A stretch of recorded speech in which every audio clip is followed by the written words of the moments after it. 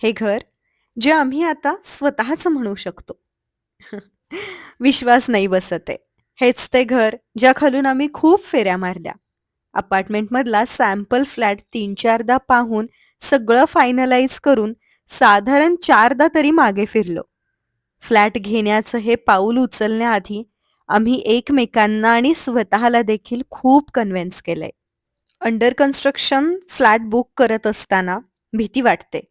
कारण राहत्या घराचं भाडं भरायचं असतं आणि हप्ताही सुरू होणार असतो. राहत्या घराचं भाडं, आमचा खर्च, गावाकडचा खर्च, अनेक कार्यक्रमांमध्ये करण्यासाठीच्या आहेराचा खर्च, वर्षाचं धान्य, महिन्याचा किराणा, भाजीपाला आणि आमच्या ट्रिप्स या सगळ्या गोष्टी विचारात घेता आपल्याला इतक्या मोठ्या घराचा हप्ता परवडेल का? आपण करू शकू का? असा प्रश्न निर्माण व्हायचा आणि आम्ही माघार घ्यायचो. पण मनात एक होतं, की घेतला तर 3 BHKच फ्लॅट घ्यायचा. आम्ही घर खरंच घेऊ शकू, हा विश्वास नव्हता बसत. कारण नुकताच आमच्या लग्नामध्ये सर्व सेव्हिंग्ज संपले होते. कारण आमच्या लग्नाच्या खर्चाची जबाबदारी ही फक्त माझ्या नवऱ्यानेच घ्यावी अशी त्याची स्वतःची इच्छा होती. खरं तर लग्नानंतरच्या साधारण 6 महिन्यांचा, 1 वर्षभराचा कालावधी खूप ताणतणावामध्ये गेला होता. आपण पुन्हा त्याच आर्थिक तणावातून जाऊ का, असंही वाटायचं. पण मग मी खूप आग्रह धरला, की सतत घर बदलण्यापेक्षा आपण आता हे पाऊल उचलूयात. होईल सगळं. आपण करू शकू. निर्णय घेतला की मार्ग मिळतात. हा विचार करून 5 महिने खोळंबलेला आमचा निर्णय आम्ही घेऊन रिकामे झालो. डाउन पेमेंटसाठी खूप ओढाताण करत जुळवाजुळव केली आणि माहेरून तात्पुरती मदत देखील मिळाली. अर्थात त्याची परतफेडही केली.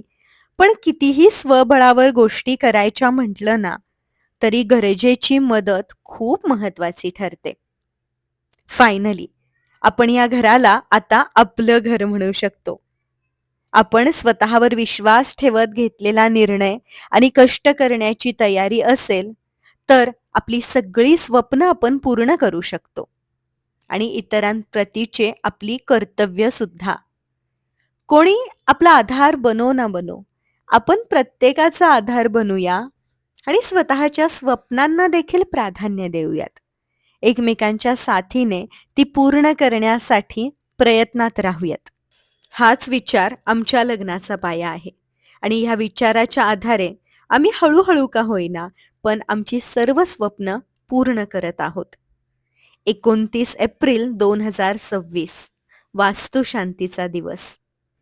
3 जानेवारी 2025ला आम्ही घराचं ॲग्रीमेंट केलं होतं. त्यानंतर आम्हाला एप्रिल 2026ला घराचं पोझेशन मिळालं. एका महिन्याभरामध्ये घर तयार करून 29 तारखेला घराच्या वास्तुशांतीचा घाट घातला होता. घराची वाईब ट्रॅडिशनल उबदार असायला पाहिजे, असं आम्ही ठरवलं. पुढे लगेचच 2 महिन्यात आम्ही आमची जर्मनीची ड्रीम ट्रिप करणार होतो. खर्चाचा भार खूप मोठा होता. स्वित्झर्लंड, पॅरिस आणि बरीचशी ठिकाणं. अर्थात काही कारणामुळे मला त्या ट्रिपला जाता नाही आलं. मात्र जितेंद्रचं ट्रेनिंग देखील असल्यामुळे त्याला जावं लागलं. आणि म्हणून फर्निचरवरती जितका कमी खर्च करता येईल तितका करायचा, असं आम्ही ठरवलं. पूजेसाठी सर्व मित्रमंडळी, नातेवाईक अगदी आनंदाने आमच्या या आनंदामध्ये सहभागी झाले. अगदी 15 ते 20 दिवसांमध्ये संपूर्ण घराचं फर्निचर आणि पूजेची तयारी हे करताना अगदी नाकी नऊ आले होते. दिवसाची रात्र कधी व्हायची आणि रात्रीचा दिवस हेही कळत नव्हतं. झोप तर उडूनच गेली होती आणि ते सगळं आठवत होतं पूजेला बसल्यानंतर. मन भरून आलं होतं. जेव्हा आपण स्वतः खूप वेळ देऊन, खूप कष्ट करून एखादी गोष्ट मिळवतो ना, त्याच्या मागची जी मजा असते आणि तो जो आनंद असतो ना, तो खरंच दुसऱ्या कोणत्याच गोष्टीत नाहीये, याची जाणीव झाली. गर्व नाही म्हणता येणार, पण थोडा अभिमान वाटतो स्वतःचा. आणि का नाही वाटावा? ज्या गोष्टीसाठी आपण दिवस-रात्र एक करून प्रयत्न करतो, ती गोष्ट, ते स्वप्न जगत असताना डोळे आनंदाश्रूंनी आणि मन अभिमानाने भरून येतं. घराचं बांधकाम होत असताना अनेक गोष्टींना हानी होते आणि त्या सगळ्यांची माफी मागण्यासाठी, क्षमा मागण्यासाठी हा पूजेचा घाट आपण घालतो. आम्हा दोघांच्या आयुष्यातला हा पहिला कार्यक्रम, ज्याची आम्ही संपूर्ण जबाबदारी घेतली होती. आम्हाला इतकंच वाटायचं की पूजा अगदी श्रद्धेने व्हावी, सगळं छान व्हावं आणि आमचं लक्ष फक्त पूजेमध्ये असावं. अगदी मनोभावे आम्ही ती पूजा करू शकू. आणि अर्थात या पूजेमध्येच आमचं पूर्ण लक्ष असावं म्हणून आमच्या नातेवाईकांनी, कुटुंबियांनी आमची खूप मदत केली.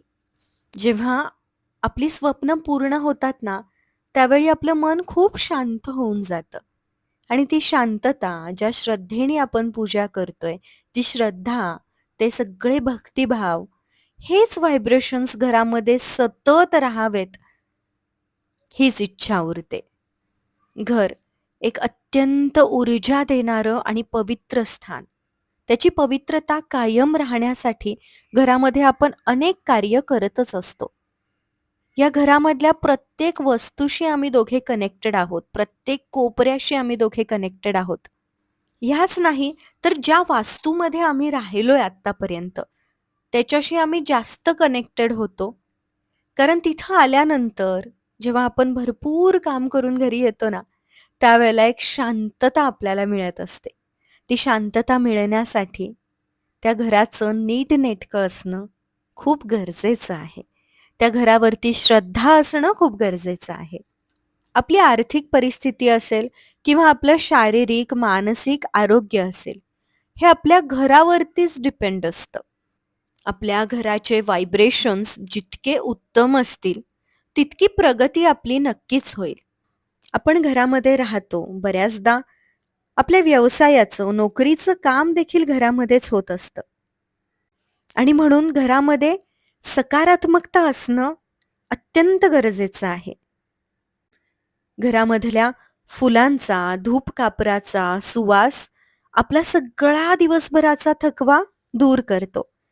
एखादा कॉर्नर जिथे सुंदर झाडं असतील, तो जो हिरवा रंग आहे ना, तो आपल्या डोळ्यांना सुख, समाधान देतो. या घरामधल्या अनेक गोष्टी ज्या घर सुंदर दिसण्यासाठी मदत करतात, त्या आपल्या मनालाही खूप प्रसन्नता देतात. जेव्हा घरामध्ये अशी धार्मिक कार्य होतात, त्यावेळेला देखील घराचे व्हायब्रेशन्स बदलून जातात आणि आपलंही मन प्रसन्नतेने भरून येतं.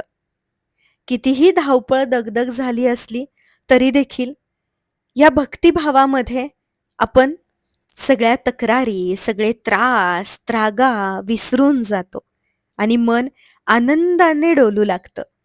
इथून पुढच्या जीवनासाठी अनेक मार्ग दिसू लागतात. काही दिवस खूप खास असतात, जे सदैव आपल्या लक्षात राहतात. आणि म्हणून आम्हाला हा दिवस खूप खास बनवायचा होता. कारण ज्या दिवशी हा दिवस आठवेल ना, तेव्हा फक्त चेहऱ्यावर हसू येईल, इतकंच आम्हाला हवं होतं. खरं सांगायचं तर हे घर म्हणजे जितेंद्रच्या अखंड मेहनतीने आणि जिद्दीने पूर्ण झालेलं एक स्वप्न आहे. जन्मापासूनच जितेंद्र मामा-मामींच्या घरी राहिलेले. शिक्षणासाठी हॉस्टेलमध्ये, नोकरीसाठी लग्नानंतर भाड्याच्या घरात. आज त्याला त्याच्या हक्काचं हे 3 BHK घर मिळालं, जिथे तो मनसोक्त वावरू शकतो. ज्या घराला तो स्वतःचं घर म्हणू शकतो.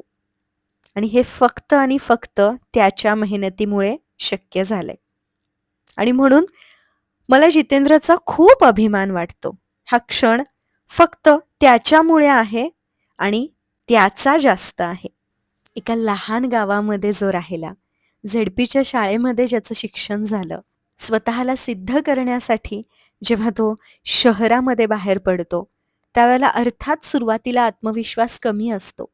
स्वतःला सिद्ध करायचं दडपण असतं. यशस्वी व्हायचं दडपण असतं. मनात नेहमी भीती असते. खांद्यावर जबाबदारी असते. अशा वेळेला यशस्वी होण्याशिवाय दुसरा पर्याय नसतो. स्वतःच्या पायावर उभं राहण्याशिवाय दुसरा पर्याय नसतो. कष्ट करण्याशिवाय दुसरा पर्याय नसतो. आणि जो व्यक्ती कष्टाला स्वीकारतो, ज्याचं व्यक्तिमत्व अभ्यासू असतं, त्याला यश का नाही मिळणार? आपल्या प्रयत्नांना नेहमी यश मिळतं. कधी लवकर मिळतं, तर कधी उशिरा मिळतं. आणि याचं उदाहरण म्हणजे जितेंद्र. जोडीदार म्हणून कौतुक करण्यापेक्षा मला नेहमीच या व्यक्तीचा एक व्यक्ती म्हणून आदर वाटतो. आणि जगातलं सगळं सुख त्याला मिळावं, शांतता त्याच्या आयुष्यात असावी, इतकंच स्वप्न उरतं. घर लहान असोत किंवा मोठं, प्रत्येकाचं आपल्या घराशी एक वेगळं नातं असतं. घर स्वतःचं असोत किंवा भाड्याचं, अगदी आपण आपल्या घराशी कनेक्टेड असतो. आपला घरामधला वावर, घरामधल्या लोकांची समजूतदार वृत्ती, घरातल्या प्रत्येकाच्या खांद्यावर असणारी समान जबाबदारी नेहमीच घराला आणि घरातल्या लोकांना पुढे घेऊन जाते. जबाबदारी घेण्यासाठी वयाचं बंधन नाहीये. जितके मोठे असाल तुम्ही वयाने, तितकी जास्त जबाबदारी तुम्ही घ्याल किंवा तितक्या जास्त चांगल्या पद्धतीने तुम्ही घर सांभाळाल, असं अजिबात नाहीये. तुमचं वय कितीही असोत, जर तुम्ही स्वतःहून पुढाकार घेऊन घराची जबाबदारी घेतली, घरातील लोकांची जबाबदारी घेतली, मग त्या लोकांची तुम्हाला साथ मिळो ना मिळो, ती जबाबदारी पूर्ण करण्याची इच्छा ज्याची असते ना, तो कुठेही राहून सगळी कर्तव्य आणि सगळ्या जबाबदाऱ्या पूर्ण करतो. आज आम्ही आमची सगळी स्वप्न पूर्ण करू शकतोय. अर्थात त्याच्यामागे खूप जणांचे आशीर्वाद आहेत. खूप जणांचं मार्गदर्शन आहे. खूप जणांचे सल्ले आहेत. हे सगळं फक्त स्वतः करणं कधीच शक्य नव्हतं. फक्त आर्थिक नाही, तर मानसिक आधाराची खूप गरज असते. आणि तो आधार आम्हाला वेळोवेळी अनेकांकडून मिळत गेला. तुम्हा सर्वांचे आशीर्वाद आमच्या सदैव सोबत आहेत. आणि ह्यापेक्षा मोठं आमच्यासाठी दुसरं काहीच नाहीये. इथून पुढे ज्या सुखदुःखांना आम्ही सामोरे जाणार आहोत, त्या सर्व सुखदुःखांची ही वास्तू साक्षी होणार आहे. सर्व दुःखांमध्ये आम्हाला सावरणार आहे आणि सर्व सुखांमध्ये आम्हाला जवळ घेऊन आमचं कौतुकही करणार आहे. ह्या वास्तूमध्ये आम्ही शांततापूर्ण, जबाबदारीने वागू शकू, या वास्तूची काळजी घेऊ शकू, इतकी शक्ती आणि इतकं सामर्थ्य आम्हाला मिळत, हीच परमेश्वराकडे मागणी आहे, प्रार्थना आहे. वास्तुशांतीच्या दिवशी पूजा अगदी उत्तम पार पडली. सर्वांची खूप छान साथ मिळाली. घरामधलं खेळीमेळीचं वातावरण पाहून देखील मन समाधानाने भरून आलं. दिवसभर जवळच्या मंडळींसोबत पूजा झाली. सुवासिनींचं जेवण झालं आणि संध्याकाळी मित्रमैत्रिणींसाठी आणि घरातल्यांसाठी देखील छोटासा जेवणाचा आणखीन एक कार्यक्रम ठेवला होता.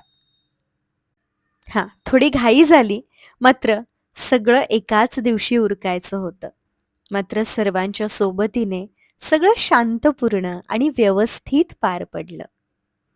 प्रत्येकाने घराचं कौतुक केलं, घरातील सगळ्या वस्तूंचं कौतुक केलं आणि व्हिडिओज देखील मी केलेले आहेत. आपल्या घरातील प्रत्येक रूमचे फर्निचर सीरीज चालू केली होती आणि तिथं देखील प्रत्येक वस्तूबद्दल माहिती दिलेली आहे.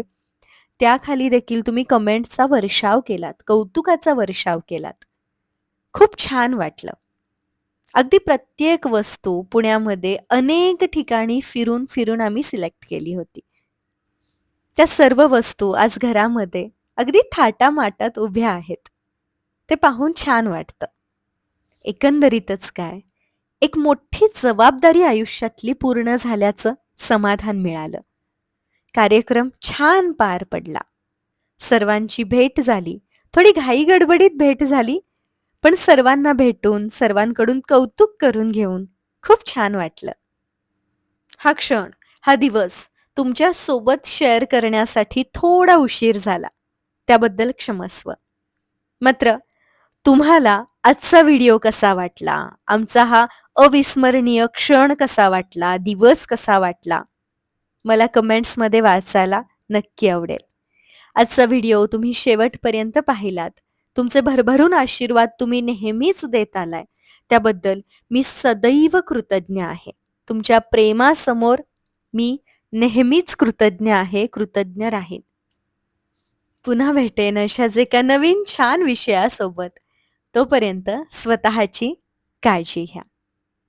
आणि तुमचं माझ्यावरचं प्रेम, आमच्या कुटुंबावरचं प्रेम आणि आपल्या चॅनलवरचं प्रेम सदैव असंच राहू द्यात.